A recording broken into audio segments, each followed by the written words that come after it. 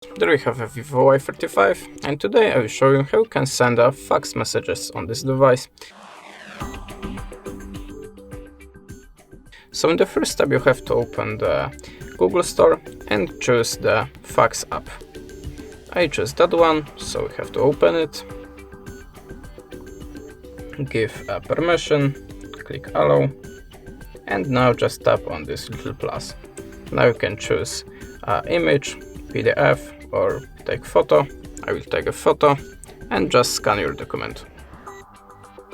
If you scanned it, click here on the shutter button, and now just adjust the shape of your document.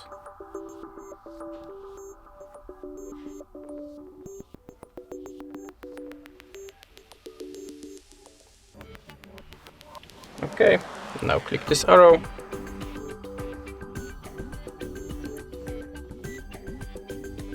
Choose the filter of it and click OK.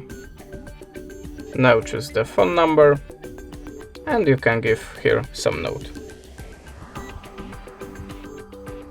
Now you can send it by clicking this icon. And that's it. Thanks for watching, leave us a subscribe and goodbye.